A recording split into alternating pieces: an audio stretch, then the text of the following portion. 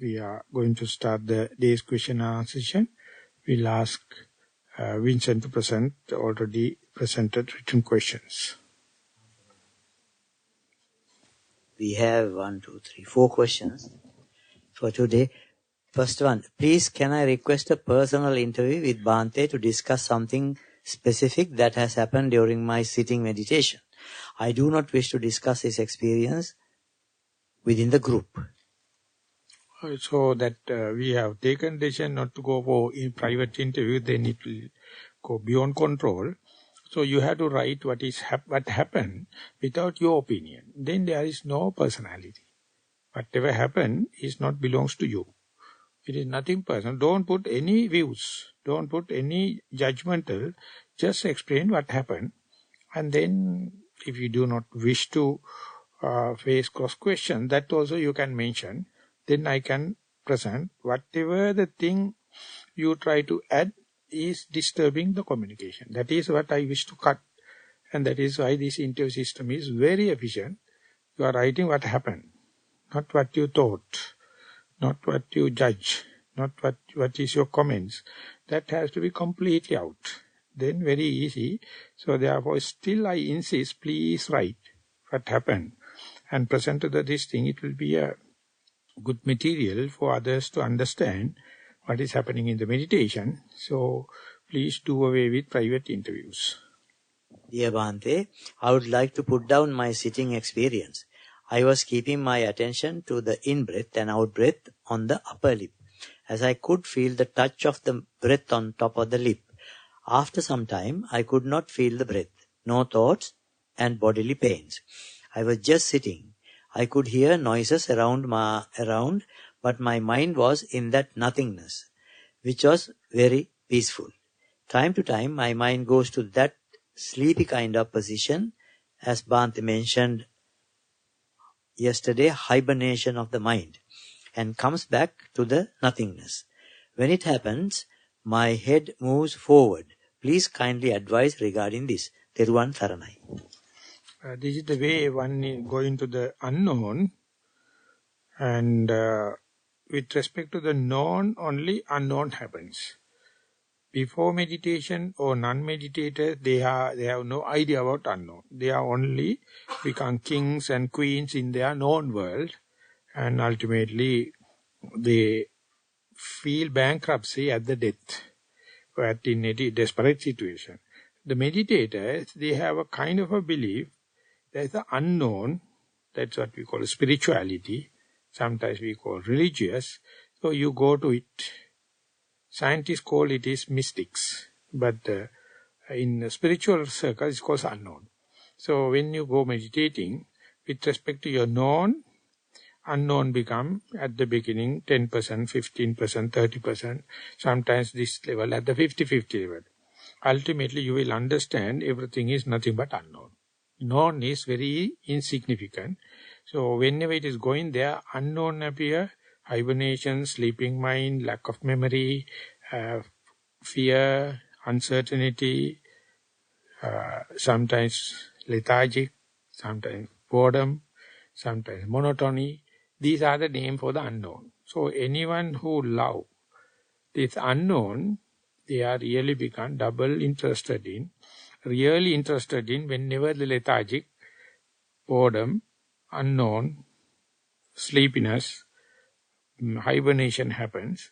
So they try to go with the double dose of diligence, and there you find different shades of unknown. Some are utterly blank. Sometimes you can see, you can be aware that you are aware of nothing. Sometimes you feel the relaxation. Sometimes you feel the infinite situation. Sometimes you see endless space. Sometimes you see that objects are there. It's objects, between objects there are a lot of space. Therefore, whether you are worrying about the object appearing or not, you can see through, you can penetrate through, and still you find unknown is the majority. So these are the different names: hibernation, sleepination, sleepy kind of situation, Sometimes you get completely blank in your memory. It's like unconscious. So these are very good signs. And if someone is interpret them with self, they will recommend psychiatric medicines.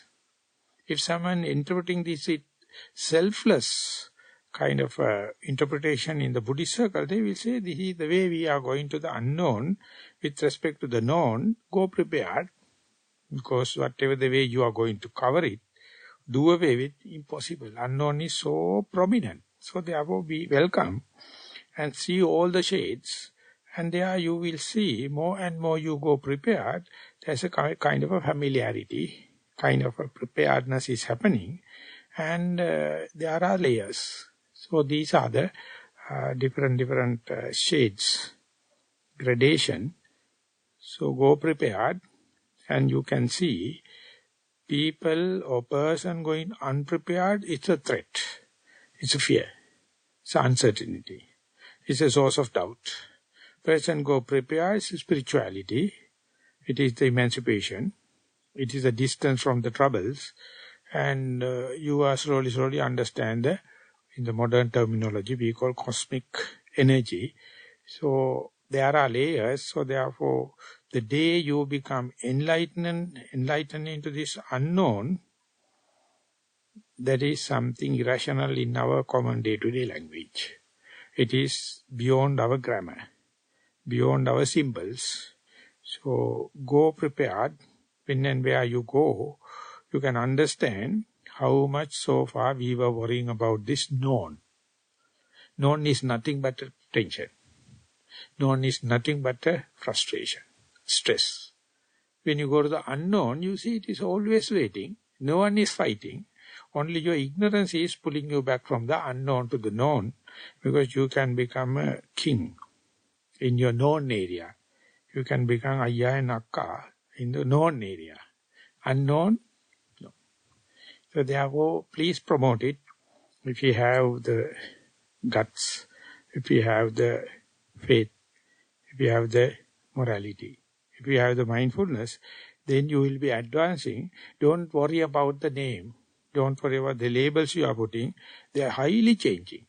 That whatever the label you put, it will be somewhat fixed and stable in the known, but in the unknown, you can't put a label. When and where you going to put the label, you try to make impermanent thing as permanent. Label adhere, label go with only the permanent things. Impermanent thing you can't put a label. So therefore, don't worry about the label. Don't worry about the status. Let the mind to advance, and you will understand that part of mind we have never consulted. And that part of mind is born with, is a birthright, but without a methodology, without the systematic application, you can't go there. Even if you go there, you get frightened if you are not a spiritual person, if you know with the faith, morality and the mindfulness.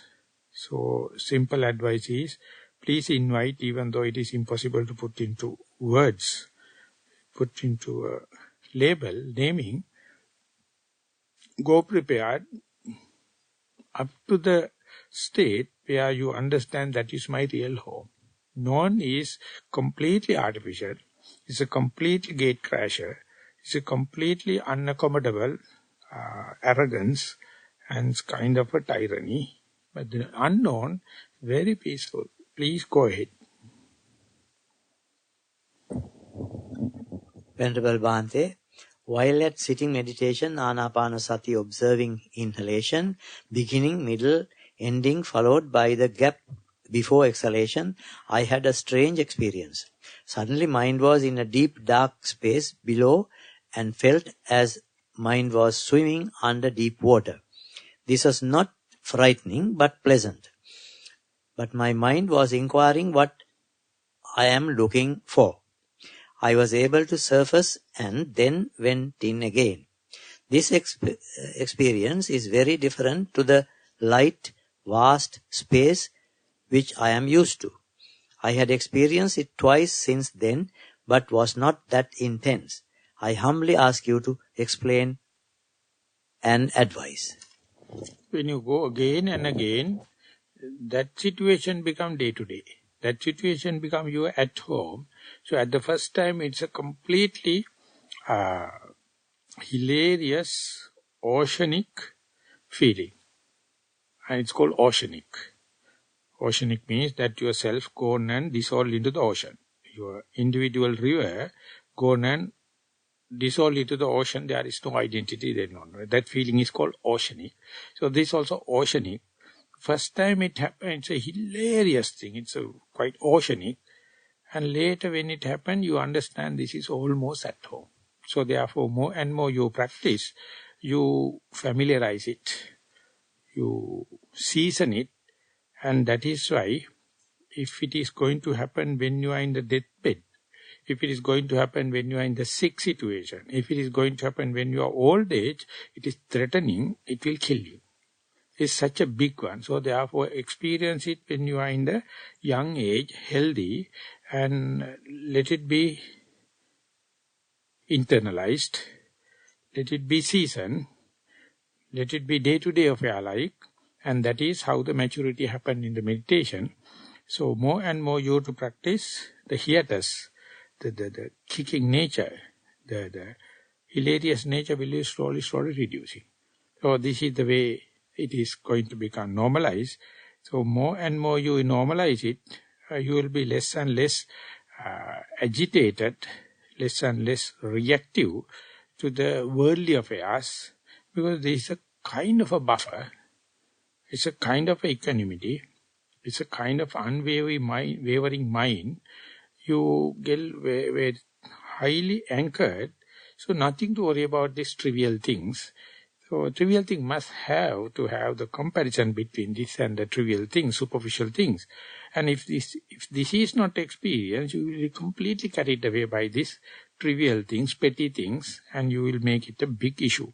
But when you get membership into this dark, thick pit understanding, and once it has become familiarized, these things are nothing to talk. It's not worth talking, because such a profundity is there as a human. So let it be, let it familiarize. So your livelihood, your bodily activities, your verbal behavior must adopt into this profundity rather than this day-to-day breakfast talks, just talkative talks. Go into that, and so that you are maximizing Samma Vacha, Samma Kammansa, Samma Ajiva. Talk what is relevant to that kind of profundity. Other things, just cut off. Do whatever necessary thing to maximize the solitude rather than socialization. Do the livelihood, not exploiting others, not interfering to the other psychologies, and learning how to say enough, and not to go for unwanted extravagant luxuries. And then this situation will be very familiar, just like a neighbor. And then you see proximity to the Buddha, proximity to Dhamma, proximity to Sangha, proximity to your morality, and that becomes norm. So promote in such a way, it is your duty now, to see the ways and means to make it more frequent, and to adopt yourself into this kingdom, this realm, this jurisdiction.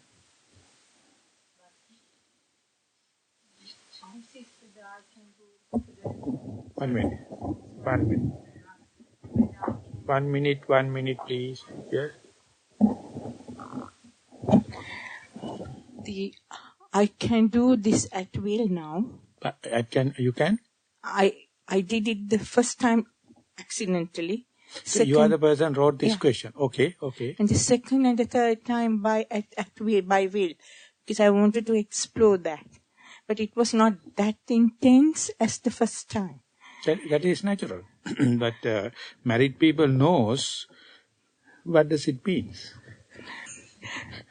It is not so thrilling. Bhante. That's why so much of the divorces in the world. In the present day, each day if you count how many marriages and how many divorce cases are more than marriages. It is not thrilling. At the beginning it is yes. Yes, never I am disturbed you anyway. And then my question was a bit whether, I know the space I go into, infinite space, whether which is better for me, because that's I have been used to going there, and this is something new.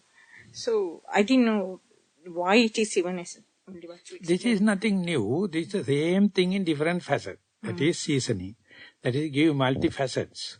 Our mind is going to make strange thing because this is the way mind is reacting. This is the way mind is avoiding it and evading it. So you must make it not so different. It's also yet another facet. But whatever may be, if this is going to give more relaxation, more lack of tension, lack of stress, lack of frustration, you give it. And first time it's a very big differences. Once you become familiarized, everything is the same.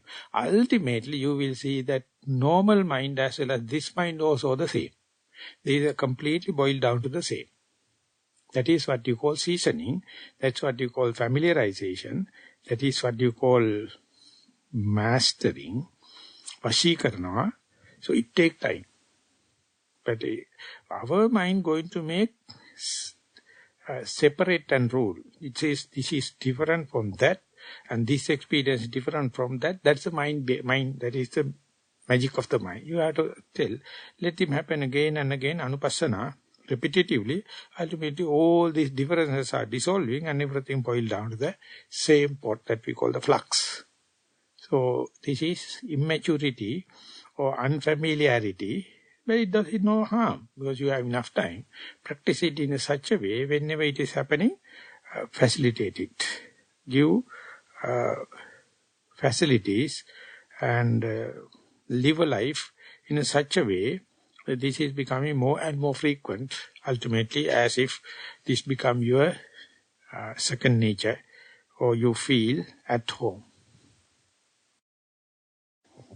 Last written question for the day. Venerable Sir, as a meditator, how do I prepare my mind to face the moment of death? Metta to Venerable Sir and all.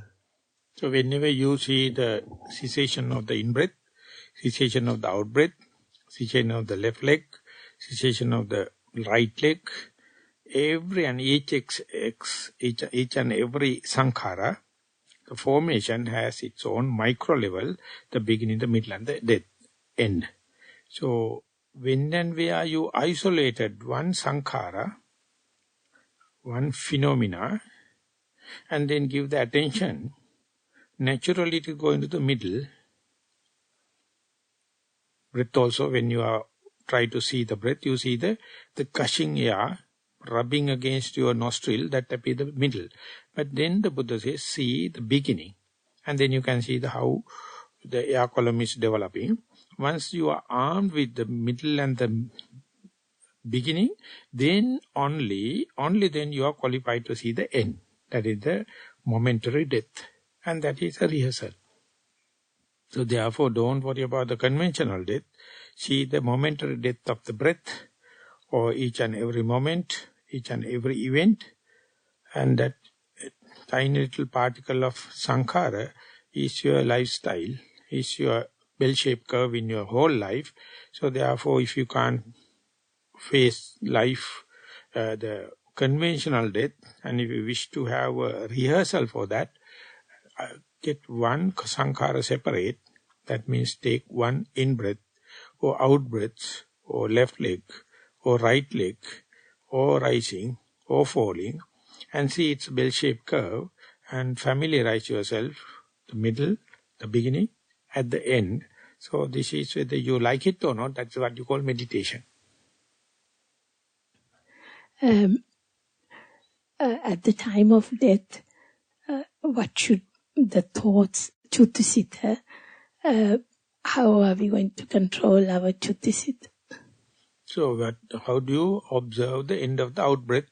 If you can answer that, I can make the conventional answer for your question.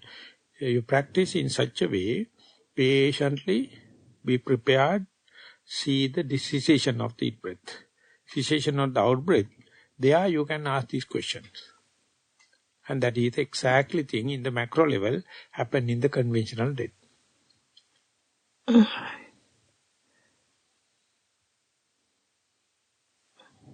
Try to maintain patience. Try to maintain the preparedness when the out-breath happens. And the end of the out-breath. That will be easier at the end of the in-breath. So whenever your mind is mindful with the breath, and whenever you know now you are face-to-face with in-breath and out-breath, for example, and see the cessation of the out-breath, and see how much you are excited, or how much you are carried away, or how much you are withdrawing quickly rather than seeing the end of the out-breath, how much you are jump into the next in-breath. That kind of situation is a rehearsal. You have 1001 occasions. So whenever you become master, seasoned, and familiarize, exactly the same thing happening in the death. I have never experienced the death, even though I am talking like an expert. So this is the way you can project. Yeah. I'm referring to our thoughts. That is what thoughts, feelings, perception, everything is involved. Just see the end of the out-breath.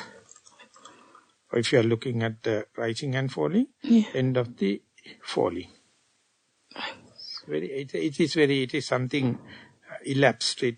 Thin slicing of time is easier at the end of the out-breath and the end of the falling than the end of the in-breath and the end of the rising. So these are little practical hints.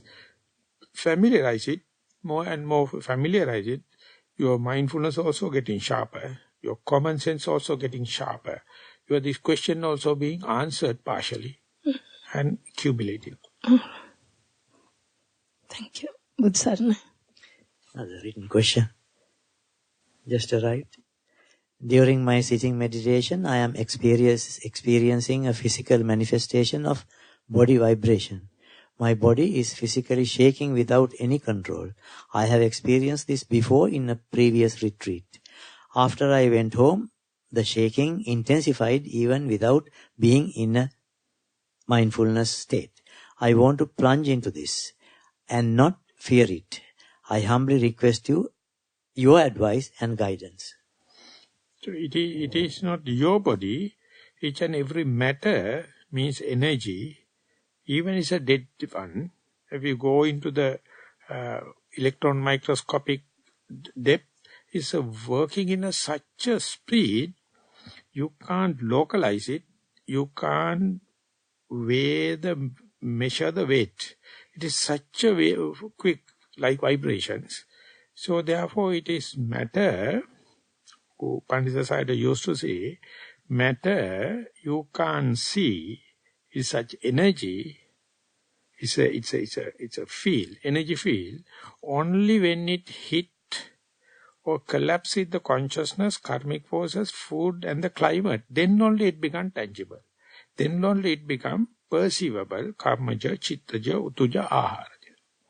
Energy, otherwise you can't perceive. It's such a field. Whenever that energy collapses into your consciousness, that becomes perceivable.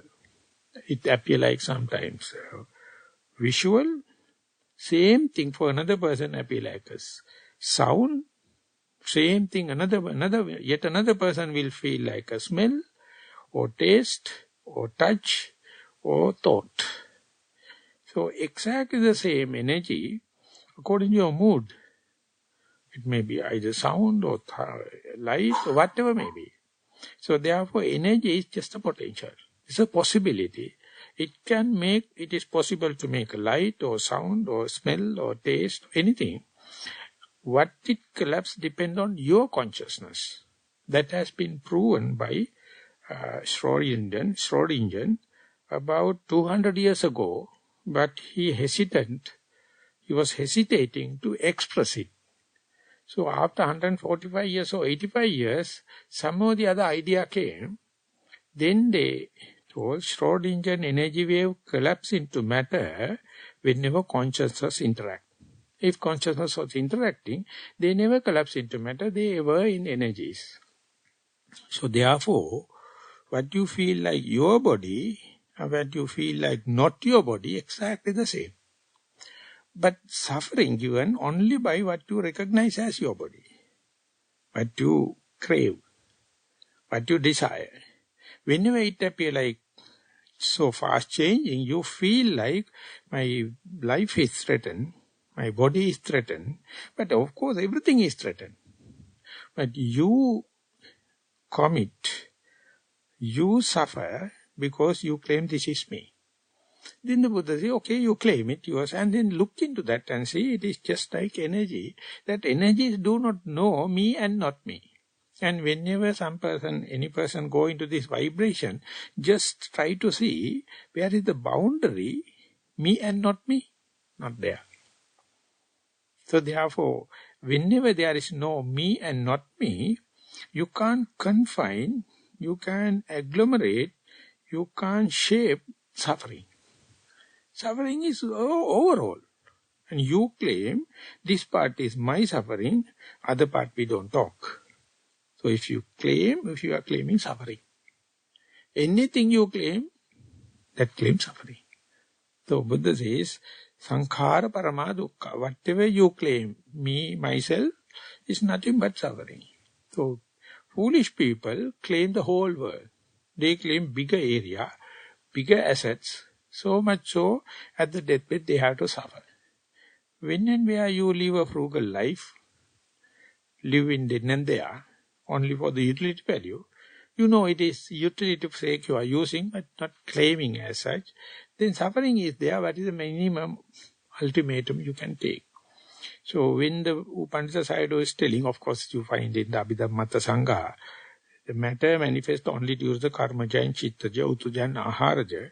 It was so exciting, I went to the Sayadaw and told Bhante that scientists understanding this energy collapse into matter only through the consciousness, 1/4 of your knowledge, they get so much of thousands of Nobel Prizes. Whatever the prizes, we get it with bell, not Nobel. We know 4 factors.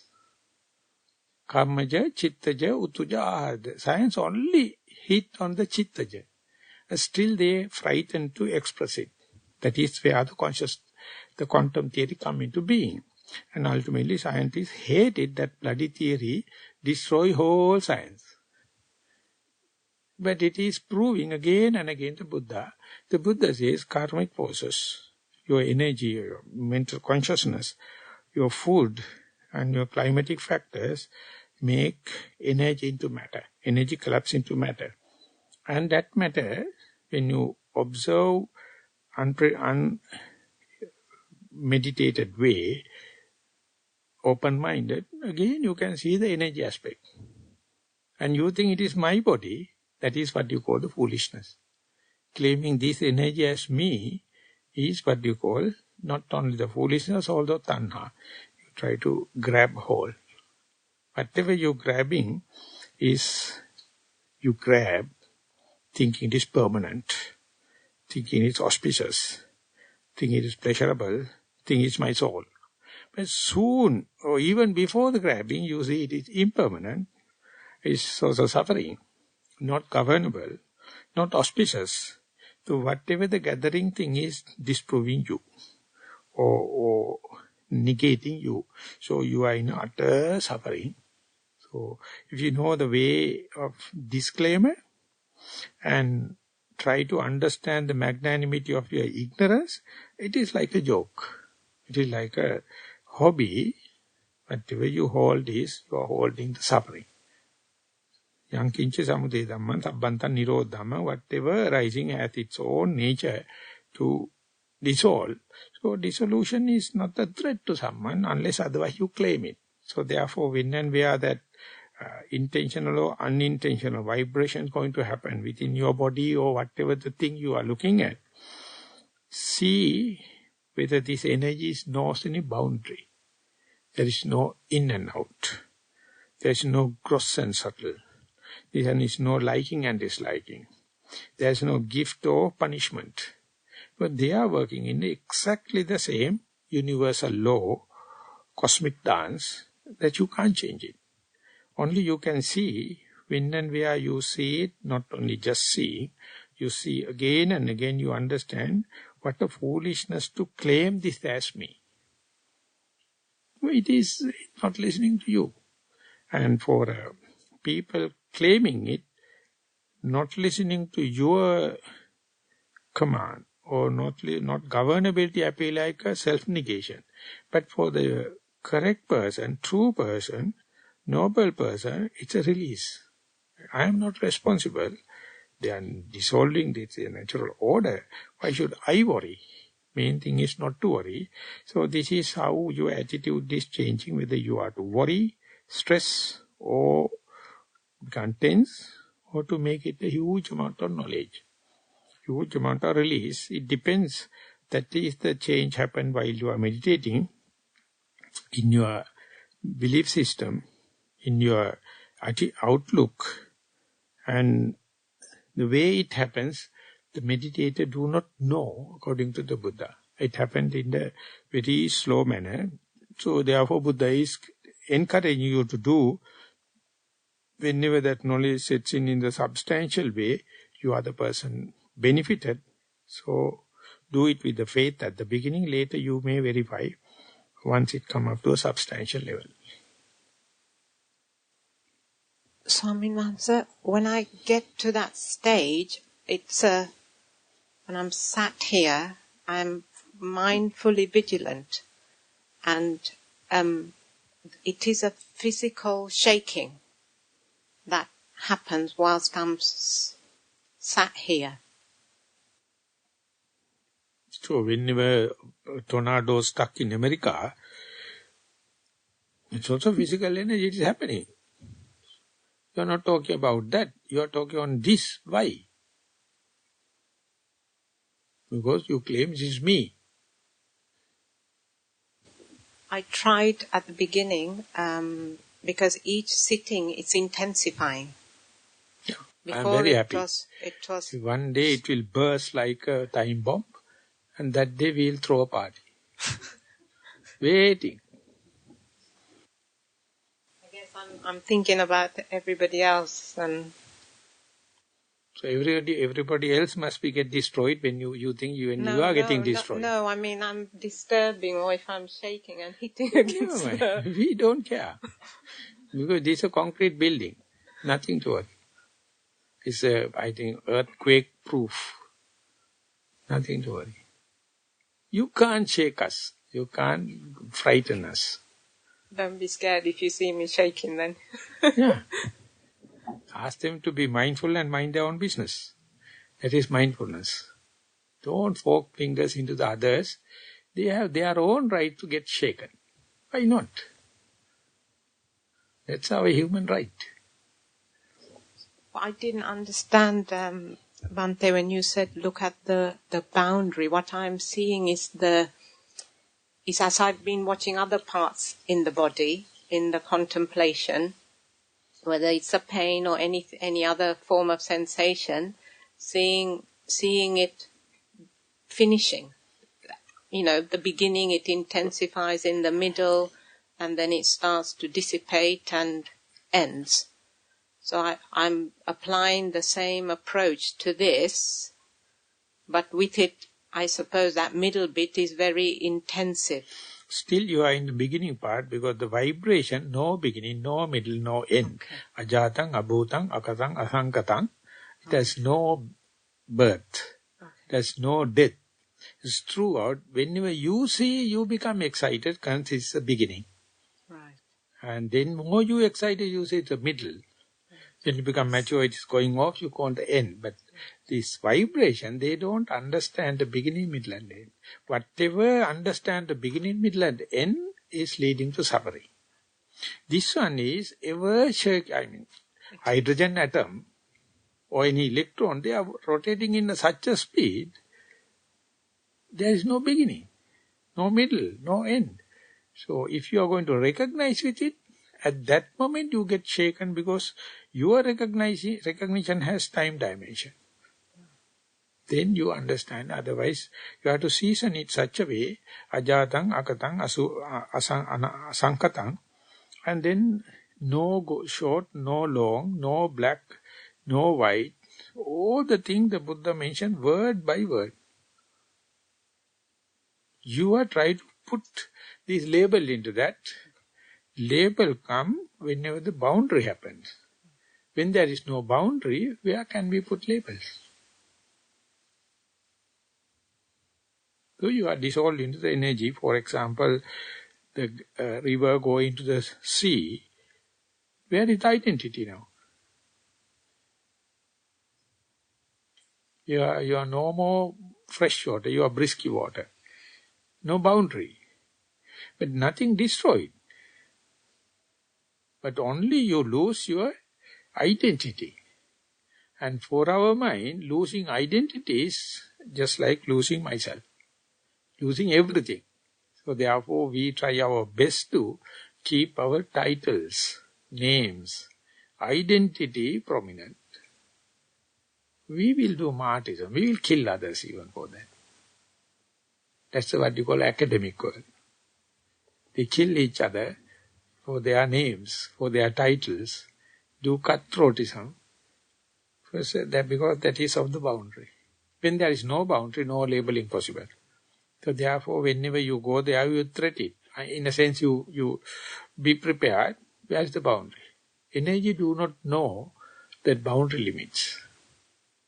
Whenever collapse into matter only, space and weight happens. Then label is possible. Because it's a kind of a permanent notion is there. But energy means utmost infinite state of flux. No boundary. No label possible. And even though in the periodic cycle we know 235 odd number of elements, energy-wise everything is the same. It is no difference between hydrogen and helium and oxygen, and all these things are some collapse positions. But when you go back to the source, they are just energy. They subatomically, they don't have any labels. That's the point where you dissolve into the ocean. Your identity dissolved into the ocean. And when that happens, how the hell you can call this is physics or chemistry, biology? No. So therefore, whatever being taught in the schools are brainwashing. The top kind scientists, everyone knows there's no such boundaries. They wanted to put boundaries and put question papers and put answers and correct answer script and give degrees. So today education is disproved by itself. And 2600 years ago, Buddha disproved very clearly, understand myself, oneself, that's the biggest knowledge, rather than understand geography and chemistry and history. It is outwardly. No end. So therefore, whenever labelable, there's a one wall hanger here, carved in the wood. The God says, I call by your name because you are mine. The Buddha says, anything labeled by name, it is filthy.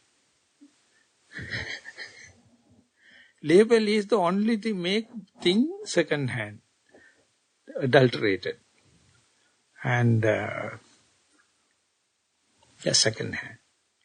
All the thing on the earth, the Buddha says, is filthy because of its name. Nibbana, even though we try to put the label, you can't put a label. So therefore we are trying to go from the label to no label, explainable to unexplainable. But even then we are using the words. We are using the language to the extent we can use it. But no, there is a part unknowable. Not known and unknown. There are part unknowable. You must not know Unknowable for you enlightenment. Knowing there is unknowable is the enlightenment. You are ready to accept it. You know, this much I know, this much I do not know, this I can't understand. Well and good, no tension. Unknowable. A scientist says, if it is available, it must be proved. It must be labeled. It must be sized. Buddha says, scientists are such, the Buddha never mentioned it, but it go without saying, such a petty thing. They think everything is measurable. Everything is, you can put under the label, nomenclature. They put name for animals, name for matters, name for plants, and they think everything can be tabulated in the Encyclopedia Britannica. Utter fools. Utter fools. So when you understand human mind and the universe is unknowable, the only thing you have to understand is whatever you know as known is bullshit. Sanicca dukkha anatta. So other things it goes without explaining. That's also the same. So therefore it's a self-negating. It's a kind of a destructive. It's a kind of nihilistic kind of thing. But Buddha is negating the suffering, tension, frustration. You negate it and then live like a bird or live like a child-like. Nothing to claim. That is it's a kind of a meaning for Sunnatha. Trivial. We have taken 45 minutes and we have another 45 minutes. Excuse me, Bhante. I think another experience I want to share with all. When I'm here these days, I think I lost my samadhi. I don't know, it's the right words. So loss, I use that. And I lost my sati as well. Because when I sat on my meditation time, I seen sometimes the white color like a blank paper. And then the primary object are in behind, I seen sometimes. And then my eyes is starting little pain, like just before we go to sleep. And then is that pain is come to the head. And another few minutes is come to the top of the head and remaining in there is very hard to come out from there, the situation. So I will stay in there 15, 20 minutes, something like that. So, but it's a bearable pain. But once I get up, it disappears. So could you explain me please what it is? So do you understand it's a amplification of the tiny thing in the body? You can either say it is a result of meditation due to your mindfulness, due to your focus, this will become amplified and it is filling your consciousness. Or you can say it's a distraction, it is killing my mindfulness, it is blocking my mindfulness. So it's like a disease or pest. Which one you interpret, which way you interpret, it's a result of mindfulness or distraction for mindfulness? I think it is result of mindfulness, but I'm doubt why I can't keep my samadhi or sati, why I can't see my in-breath and out-breath. So now you are contradicting, self-contradicting. Samadhi, I think last time also we told samadhi is out of the picture. If the result of mindfulness, you can say you can't, how can you say you can't keep the mindfulness? This is the result of mindfulness. Only the thing is you have a phobia. Only the thing is you are entertaining doubts or you consider this as negative. That very thing is killing you. That very thing is making a stress. That very thing is making you frustrated because you are not ready to accept it. You are telling verbally this is a result of mindfulness. But even then, You are not ready to accept it. Then the bad example may be, but to make the situation, your wife parturited a child. You say it is, I love the child, but you have a doubt whether I am the father. And then your relationship with the child, to the world, you can't directly accept my wife go astray and got a child. That's also bad. So therefore you signed proudly about the father's cage. But internally you have a doubt. Is that bloody ladies were trustworthy? It's called Hatarahina. So that is well explained that in the Sinhala, that's one of the hina. Therefore that you are happily signed in the cage. But there is a entertaining doubts whether that bloody lady, girl is trustworthy. So that doubt should not have any good foundation. Doubt can happen, therefore our complete suffering is based upon doubt. That's no saddha. That's why spiritual life starts with saddha. When you are accepting saddha, when you know the practical value of saddha, nothing to worry. Well, it's a result of mindfulness. Mindfulness never creates problems. But in one side you say it's a result of mindfulness, other side you have a doubt about that. So that means lack of acceptance. This is a subtle reaction, assuming. So these are the way, even if you end out with the results, you are not blessed with it because of the doubt. So the moment you get rid of the doubt, you call Sotapanna. Avikappasada, that means you are Sotapanna, you are ready to accept. Then you say it's bearable, it's just bearable. So this is because you don't know the word meaning of mindfulness. If you know the word meaning of mindfulness, which is called choiceless awareness. So when it is happening, it's a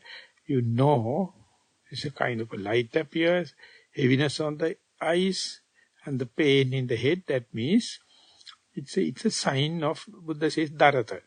That means friction. That friction indicates your mind is definitely within the body. Not with the sensuous pleasure in the outside, not with the monastic life. It's within the body. That means 2 steps ahead. But what the result of observation is not what you like it. So that is what Buddha says, Pakkhandati, Pasidati, Santittati, Sannisidati. You must plunge into that. Pasidati, you must be glad about that. Even though it is bitter in taste, my mindfulness is so sharp, 15 minutes, it keeps the attention within the body. And Santittati, how can I be there longer? Sannisidati, and you say, now this is the way it is results happening, and Adimucchati, you become foresight, how can I expand it little further? When that happens, you are a completely different person. But that will never happen even for aeons of time. If you have a wrong ditti, wrong viewpoint, you may be an honest, dedicated meditator, but the mindset is not there. So therefore, results are there, but there is no person to entertain it. It's a completely different story. Carrying the horse to the water is one thing, where the horse drinking water is not separating. So these things, whenever it happens, definitely the coincidence may not happen in sitting, may be happening in the Dhamma talk or in the discussion or in other times. This is what that means, like it's always electric, it's always impromptu happening. So keep the mind open. And for my side, I can say, mind is progressing, mindfulness is progressing, but you are not ready to believe it. You are entertaining doubts because lack of saddha. Adding more weight to the head or releasing the weight from your head. Swami, can I say how I experienced? Yeah. I felt the similar situation, but what happened is after the first Kamatahan, I decided to go to the room one meditation period, do the meditation by myself, and break into my meditation into 15 minutes blocks rather than sitting 1 hour continuously, which I found a bit difficult for me because I find everybody is doing it and I can't. So I break it into 15 minute slots and I sit by myself and do it in the room. So that helped me to get my meditation through. That's how I coped when I had that situation. So these are the we call ways and means. If you wish, if you know you are to achieve, you know 1,000 and ways and means. That you know the target and you are ready to go there and achieve, then mind and the body come out with 1,001 this thing. That is what the placebo effect. In the medicine, they give the placebo and it works. And if you are in a stress, even the potential high potent medicine won't work. So that is well documented. So therefore all these are called magic of the mind. So therefore you have to have the mindset, to have the attitude, to have the correct view, to have the correct thought. And once that is happened, no harm, even I am not expressing, even without meditating, you are progressing. Once the things are get aligned, meditation is not necessary. Everything is meditating. Every aspect is an object of meditation. Not sit and cross-legged and meditate. And when it is first time they see in the mind and life research, they are astonished to see meditators and non-meditators have the same advancement. Because they have the correct perspective. When the perspective is corrected, everything for you. Everything is for. When the perspectives are not there, whatever the superior thing you do, they are clashing each other. End result will be zero. So therefore it's a kind of a viewpoint. Samadhi. So when you go to the Arya-Atthangika Magga for a Noble Eightfold Path, when the Ditti is corrected, put in the correct direction, all the other things happen as a chain reaction, chain actions, without you. Pandita Sayadaw used to say, whatever the engine power, whatever the gears, whatever the switch and all the kind of thing, if the vehicle is with the reverse gear, everything you do, you go backward. And instead, first you check the gear and put forward, then onward, everything you do is going to the forward.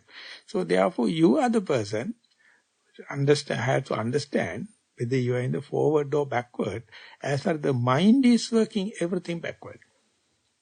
Everything under the nose experience is concerned, everything positive. Don't let the mind to come and give judgment. Don't give interpret it and say, yes, go and wait. Just like a neutral observer, you can chat, you can talk, but you have no rights. Your talkings are not going to the Hansard, just like in the parliament. MPs are talking, the observers are there in their lobby. They have no power to express into the society, to the meeting. So therefore they can just observe. Our mind never happy just to be as a neutral observer. It's always poking fingers. So if you are a type of a person poking fingers into the other psychology, this is the punishment. You have to let them others to do. They will harvest their own thing.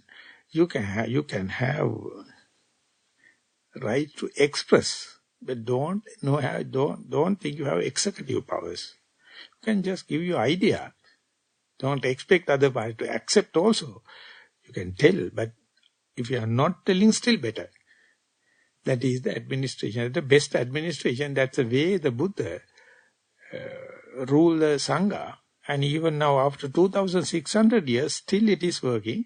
Because no poking fingers into the other psychologies or day-to-day activities. Don't poke fingers and be innocent. Say everyone has their own responsibility. They are also concerned about their progress, if they come and ask, please, if possible, do help. Otherwise, just withdraw back to the neutral observer's position. Then it is very easy. Otherwise, our mind, jumping and giving. Everything is messing up. Everything is messing up. But when the nature to flow, when the Taoism to happen, so beautiful, it's so aesthetic, no friction. So therefore you have to learn the art. How to change, learn the art means how to change from science to art. Then life is very comfortable. So do that kind of thing, anything you feel, but don't let that be an escapism. It is just for temporary testing. You can do it. Bhante, it's about the 4 terms I've heard from you in yesterday's sermon.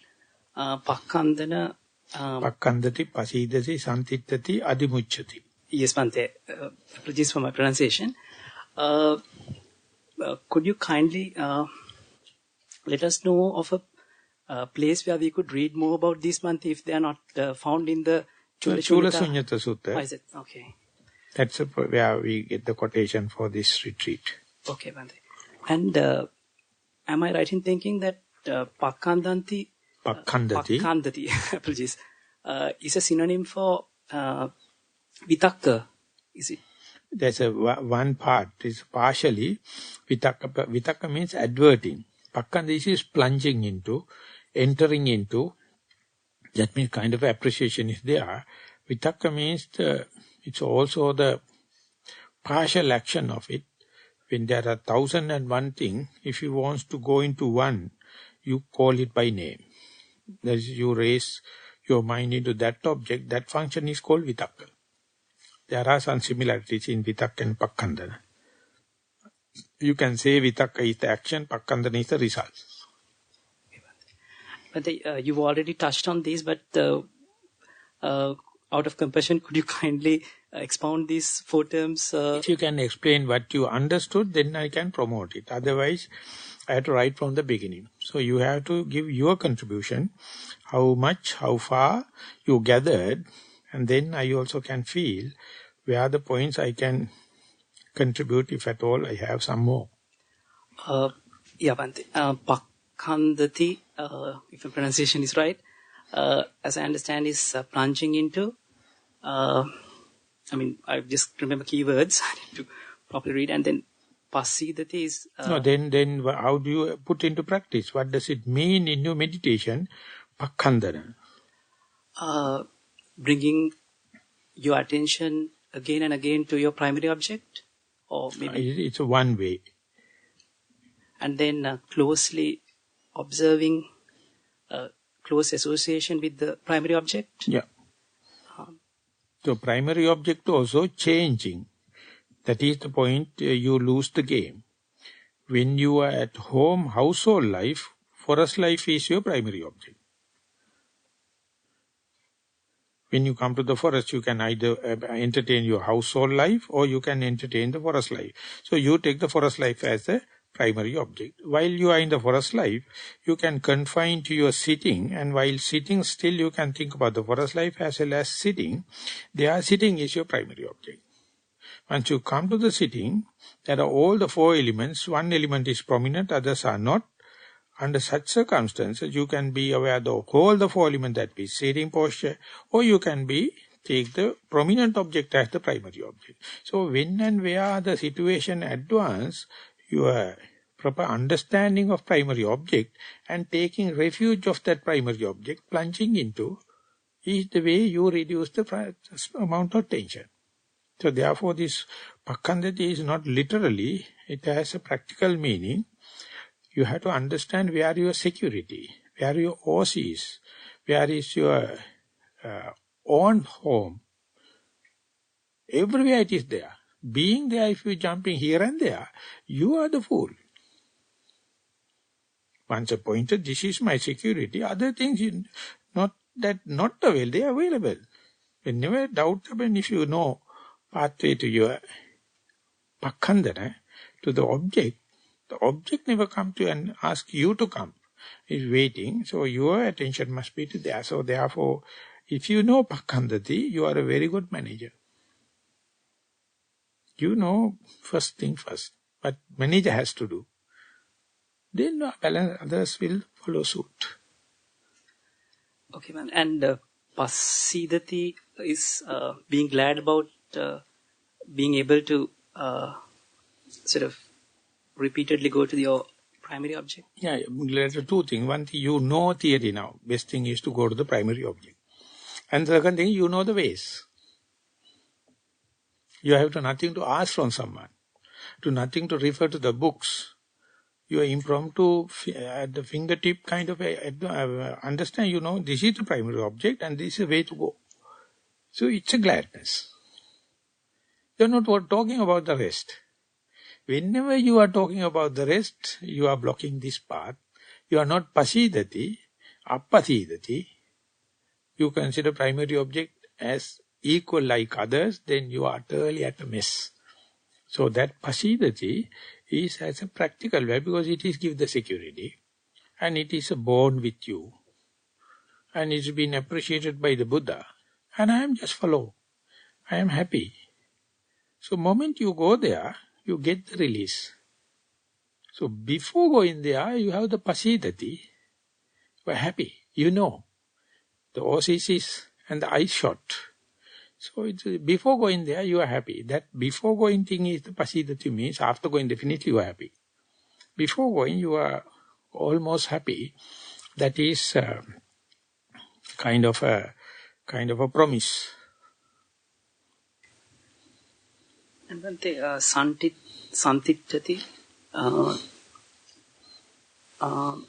how can I stay there for longer? Not go get out. We know every other place insecure. But mind is asking varietal entertainment. It wants to run risk. You have to say, yes, if you are going, you will break your neck. It's a hard-earned thing. Establish as much as possible. Two ways. One thing is longer time. Other things immediately close with it. Not with the far-away distance of the association. Hug it. Kiss it. Embrace it. That's the way you establish because you earned it hard. And if you are going to associate with it in a light way, slack way, you are disrespecting your ways and means. Santitati means you are fully established. Okay. And the last one, Bhante, I only have a keyword for it, foresight. Adhimucchati. You have your self-confidence. Self-confidence. Not the object. Selecting the natural selection, this is my refuge, is your own practical sense. It's called the blink. Each and every time, our eye is suggesting something, ear is suggesting something, nose is suggesting something, tongue is suggesting something, body is suggesting something, mind is suggesting. You have to select which one is most beneficial. If you say laissez-faire, relax, most defiled one thing is the selection. If you know which one is most beneficial for you, that you do with your past trial and error. That means you have your huge value for your trial and error.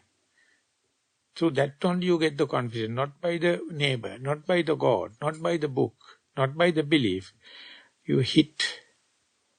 It is called the blink. Which all the 6, I nominated only 6, it may be 6 billion. And selecting the first thing is it's a natural selection, then you are the winner. If you have no second chance. If you misfire, utterly desperately suffering. So therefore that natural selection, so the gist or the blink, and there are a lot of terms that it's a equal chances for each and every person. If you misfire, suffer. If you directly select your most beneficial thing out of your past experience, then the Buddha says sadhu, sadhu, sadhu, because you know that is adhimucchati, you have a kind of a confidence. Only by my trial and error, only by my confidence, I select the least frictional path. Instead of least frictional path, if you select a frictional one, you selected your friction, you have to suffer. Merciless. merciless. So therefore these are rule of thumb. These are practical hints only for mindful people. You can't use it for any other gain, fame and kind of thing. Then you are misusing it. So you have to use when you are vigilantly let all the objects, all the signs, all the distractions hammered in the equal way. And when necessary, you know this is the one I am going to select. And the moment you select, you are there.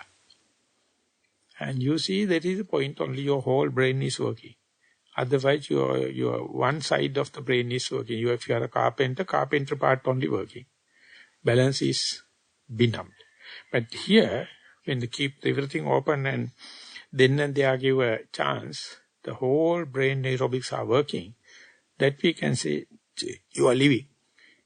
It is happening only in challengeful life.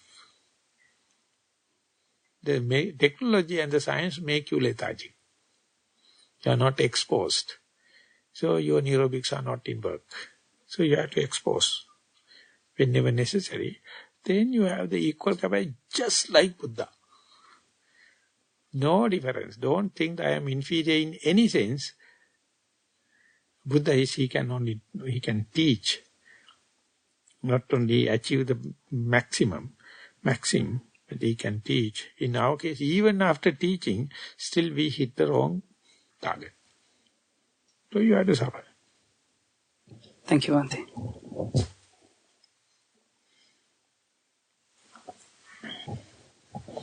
Bhante, there was a question from that going to the unknown place from known place. You have to directly talk to the mind. This question is relating to that. Would you mind to relate the walking meditation part for that place? I remember on yesterday talk, you said that in certain instance, look at the hardness part, look at the air qualities.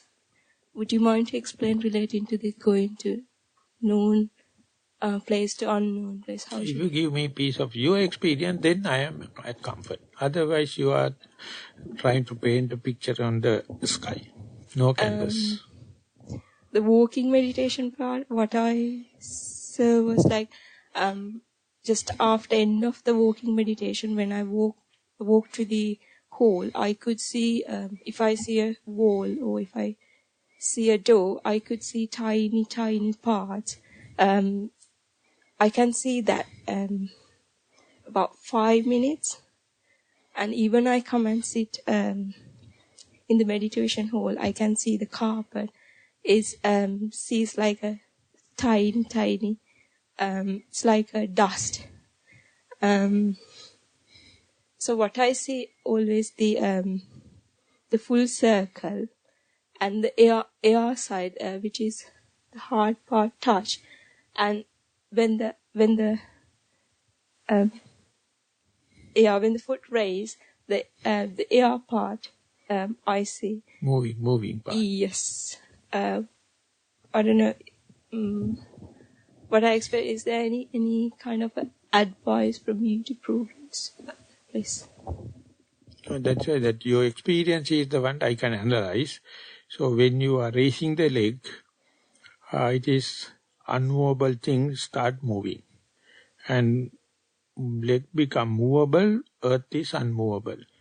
Now you understand movable versus unmovable. Earlier leg and the foot, earth and the foot unmovable. And then now foot area become movable.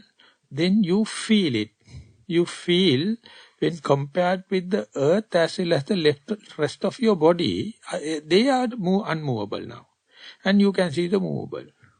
That movable part is the manifestation of air element. So there you can see earlier it was earth-like. Now it is almost assuming like air. And that change is a comparative understanding. One thing compared the movable to unmovable, and the leg itself is unmovable and now it is moving.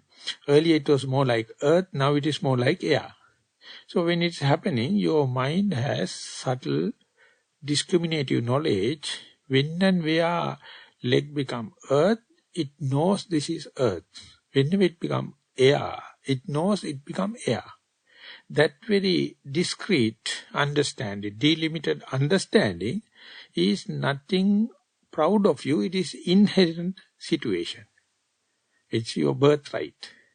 But you never used it so far. Now you slowly go into use. And when and where you see very closely, more immediately you see even while the leg was on the earth, it has the earth element, within that there was certain element of air part. But it was inactive. Earth part is active. Now earth part is becoming inactive, air part is become active. It's not changing from one to the other, but changing of the mode. All the four particles are there in the leg, in the down, while moving, but one after the other, different actors take different roles. Earlier the air part, earth actor is very active, air is behind. Now it is moving, air, the actor called air is very prominent, main actor, and the earth becomes less and less prominent. And your mind understands, changes, and is going to say, earlier it was earth, now it has become air. But of course it is not the case. Earlier also there are four elements, now also there are four elements, now the facet is changing.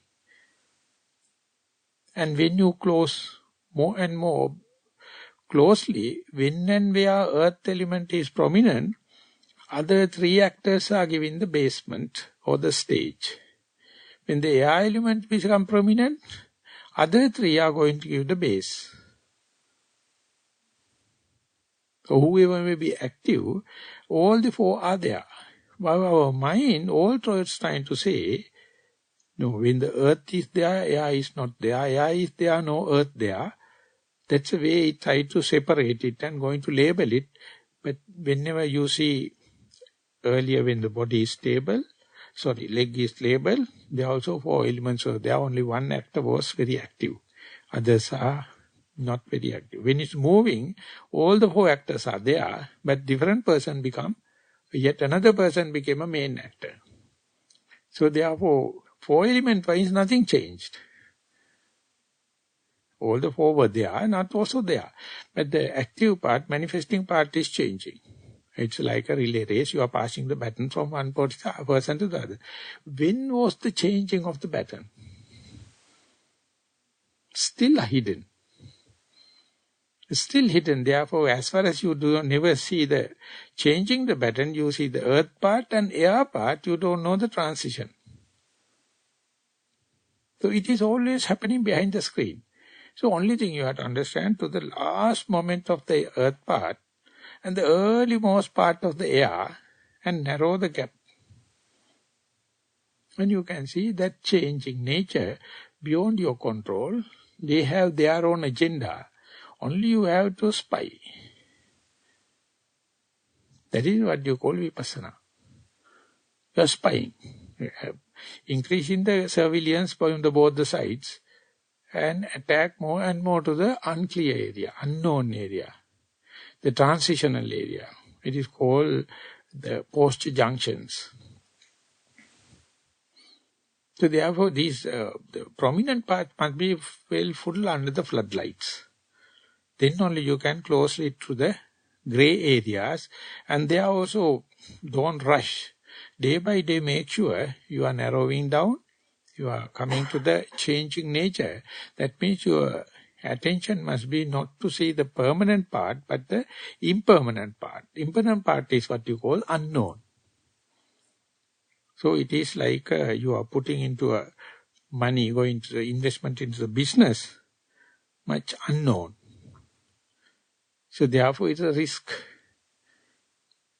You must be a risk lover. So yogi means a risk lover. At the beginning they are very, very conservative, can't help. But when and where the mindfulness become established or steadfast, based upon mindfulness, established upon mindfulness, you are ready to run a risk. So that is what we call using of this human life. You are investing for these risky things.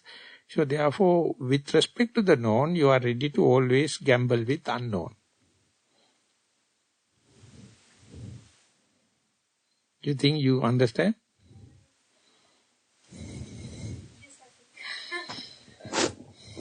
What you said, like, just try to, there are 4 elements in everywhere, but the one is come to prominent, as you say, but the other 3 is playing behind the sense.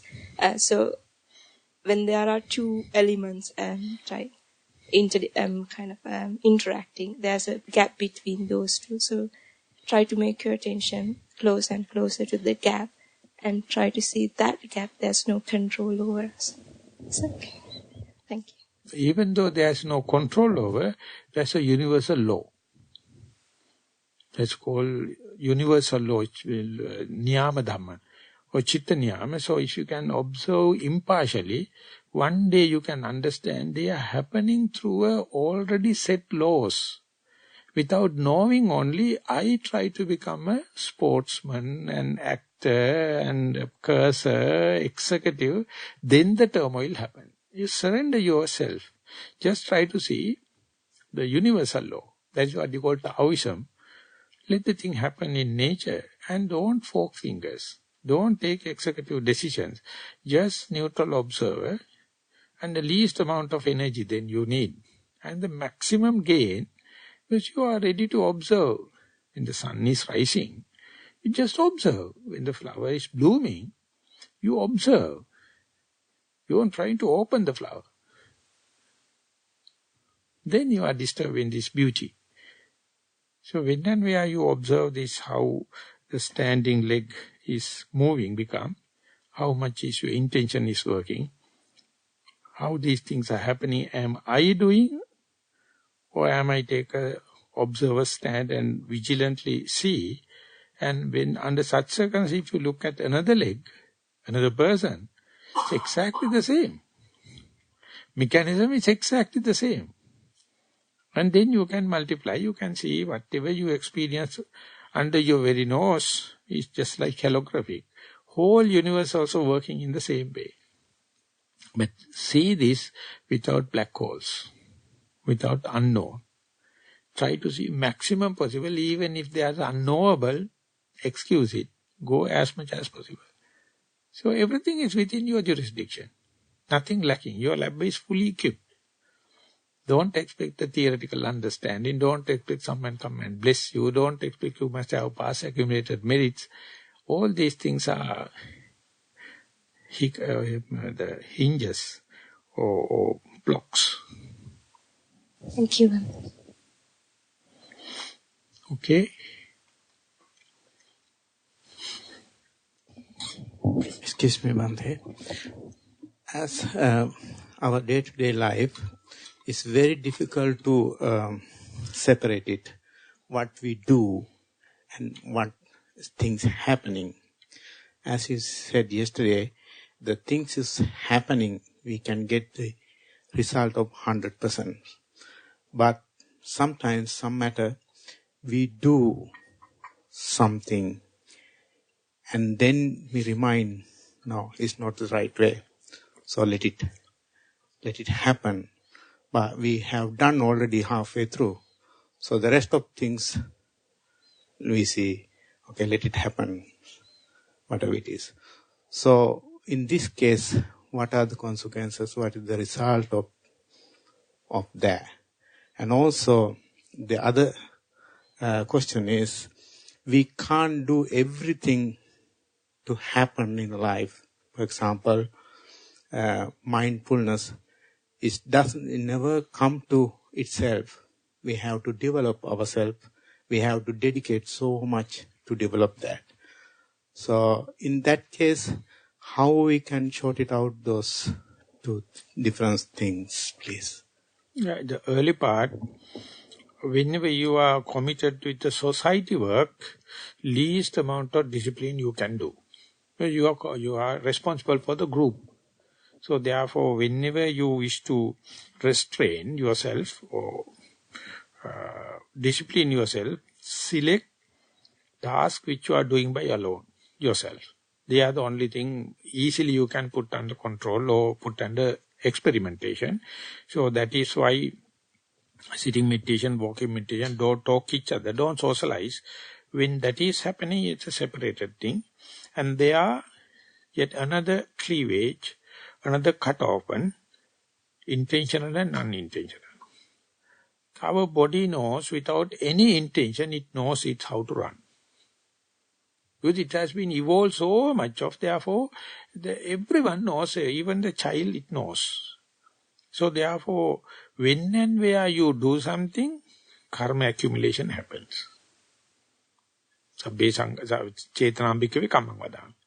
Anything you do with chetana, karma is happening. So that means your consequences are there. Anything happen without chetana, no consequences. You are released. So therefore, who is making chetana? Does that chetana is leading to your well-being? It's a completely open issue. So therefore, when and where you unto yourself, not only disciplining yourself, see the motivational theory. How do you get motivated to do something, to do even a chetana? The Buddha reduced tanha, mana, ditthi. Your desire, your conceit, and your egotistic idea. So whenever thought happens, determination happen, will happen, volition happen, try to see what is the driving force. And not, as far as it is not related to others, you are independent. And slowly, life has to happen slowly, not very dangerous or very risky thing you are running.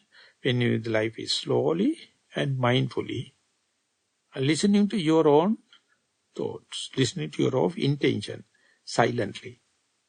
Then that means the thing happen in the elaborated way, not in a rush. So that means slowing down is very, very important for you to understand the machine. Imagine when the dynamo is working, dynamo working at the 1500 RPM, you can't understand how the cams, how the wheels and everything are connected. Unless otherwise slow down. And total slowing down is the death. So the slowing down is the key figure. So social people, socialized people say the slowing down is withdrawing from the society. So it's a conscious decision. The second part of the question, mindfulness never sets in unless otherwise you go in search of it. But even if you go in search of abuddhotpada kala, it's no way. No way. But the Buddha says, mindfulness is already inbuilt in your system, only thing you don't know. So Buddha is telling, you are nothing lacking. You have misappointed something else to lead instead of mindfulness. That is why you are suffering. So instead, give the mindfulness the chair. For that, you have to listen to the noble friend, reading books and kind of thing. And even then you will understand mindfulness is nothing strange. It's already in your package. Only to give the priority over there. And these things, both the questions you are asking, is nothing new for you.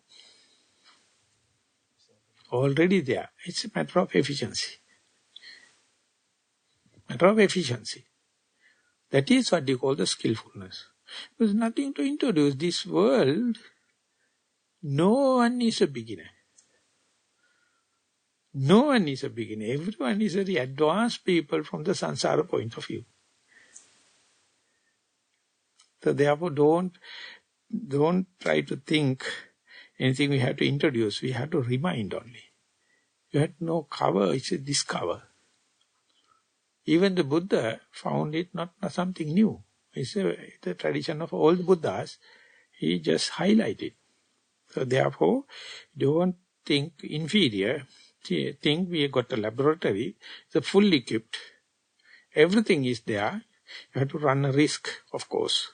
But the running risk is completely based upon your trial and error, your own past experience. And early part is painfully slow. It is nothing to worry. It is none of your problem. It's each and every advanced people understand. At the beginning, it's very slow. Be patient. Continue with this one. Do it in a regular basis, with a wholehearted, and facilitate as much as possible. Within bracket, without expecting results. Whenever you expect results, the tension starts. And that bloody thing taught to us by schools. Present day education. Killing. Also, Bhante, sometimes it's something happen, but we are worrying, we are suffering. Even you have your know, full rights for that. Even we know is no need to worry. No, I mean, you have full rights to suffer. That is what you call Putujjana. Putujjana is, the wife got the child from another person, you sign. That is the Putujjana. Because my wife, therefore child must be mine. Each time you take, you know, and that's suffering. So Putujjana is sorry that they won't get enough Nobel Prizes. So much of suffering. They are suffering for the neighbor's problems also. Suffering from the other dirty things also. That is their human right. They are meant to suffer. Asking, go and please give me something for suffering. Please. That is why talking means. Each and every talk, each and every message, each and every letter, each and every newsreel is asking. Asking something to suffer, because otherwise it is like Patola Maru Umalakata Natu wage. You don't know, baby, here and now is the full contentment. It's the most contented situation. Here now I am sitting, you know. Unalienable and unalloyed. Matu onne. Maybe we feel something lacking. So we go and ask that, are you okay? Putujjana is an enormous person. So Rajanish, he is a mad person. He died recently. He says, if I am going to get an interview, one with the Buddha, the other one is Putujjana. Do you think I am mad to talk with Buddha? No.